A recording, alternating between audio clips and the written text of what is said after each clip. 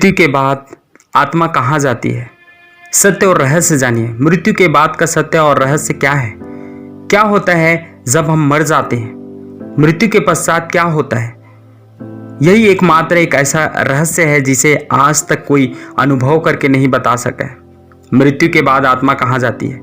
जानिए इन सब के जवाब। जानिए स्वतंत्र इच्छा क्या है? क्या होता है जब हम मर जाते हैं?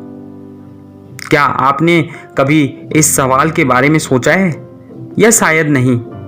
जब कभी हमारे किसी प्रियजन या दोस्त की मौत हो जाती है और उस दिन ये सवाल एक तूफान की तरह हमारे दिल में उठता है।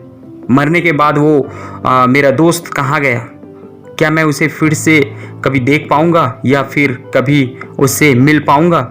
ये एक गंभीर और महत्वपूर्ण सवाल होता है। तो आइए मिलकर इसका जवाब ढूंढने का कोशिश करते हैं।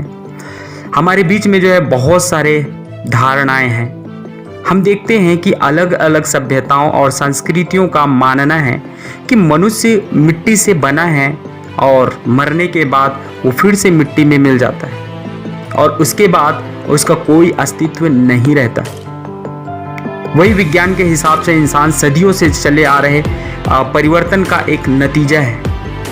विज्ञान के अनुसार हमारा शरीर भी अलग अलग रसायनों से मिलकर बना हुआ है और वो ही हमें चलाते भी हैं। जब हम मर जाते हैं तो वही रसायन हमारे शरीर को खत्म भी कर देते हैं। पर अगर हम धर्म की बात करें तो पाएंगे कि धर्म हमें एक और नज़रिया देता है और बताता है कि मरने के बाद मनुष्य एक और यात्रा पर निकल जाता है।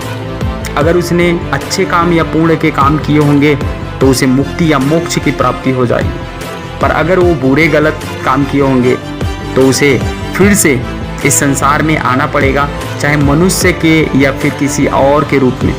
और जब तक वो मोक्ष नहीं पा लेता तब तक वो जीवन और मृत्यु के इसी चक्र में फंसा रहता है।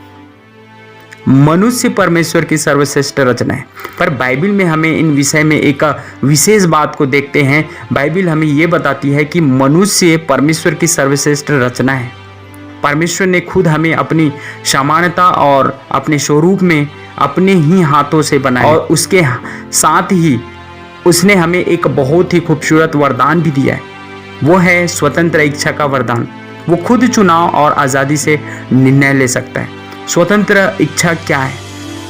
इसी स्वतंत्र इच्छा के चलते वो अपनी जिंदगी के निर्णय लेता है, फिर चाहे वो गलत या फिर सही। पर उसके बाद बाइबल हमें एक और महत्वपूर्ण बात बताती है कि परमेश्वर ने हर एक मनुष्य के लिए ये निर्धारित किया है कि वो एक बार मरे और फिर से परमेश्वर के आगे न्याय के लिए खड़ा हो। उस न्याय के बाद परमेश्वर ने हम सब के लिए एक अनंत जीवन रखा। या तो अनंत जीवन स्वर्ग में या फिर अनंत काल की मृत्यु नरक में। जी हाँ, हर एक मनुष्य इन दोनों में से एक जगह पर जरूर जाएगा और मुझे पूरा यकीन है कि हम में से कोई भी अनंत काल की मृत्यु यानी कि नरक में जाना नहीं चाहेगा। स्वर्ग कैसे पहुंचा जाए? स्वर्ग के विषय में प्रभु यीशु मसीह ने कुछ बातें हमें बताई है। उन्होंने बाइबल में कहा है, चौड़ा है वो मार्ग जो मृत्यु की ओर जाता है और बहुत से हैं जो उसमें प्रवेश करते हैं, पर सकरा है वो मार्ग जो जीवन की ओर ले जाता है और बहुत थोड़े हैं जो कि उसमें प्रवेश करते और जीवन पाते हैं। फिर उन्होंने ये भी कहा, मार्ग सत्य और जीवन मैं ही हूँ, बिना मेरे द्वारा कोई पिता के पास नहीं पहुँच सकता। मतलब स्वर्ग जाने का रास्ता केवल यीशु खुद है। ये सच है। इस जीवन के बाद भी एक और जीवन है। जरा सोचिए, क्या आप उस चौड़े मार्ग पर चल रहे हैं जो कि मृत्यु की ओर ले जाता है या फिर उस सकरे मार्ग पर जो जीवन की ओर ले जाता है, जो कि खुद यीशु है?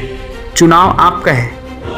मुझे बेहद खुशी है कि आप अपने जीवन से जुड़े इस महत्वपूर्ण सवाल पर विचार कर रहे हैं।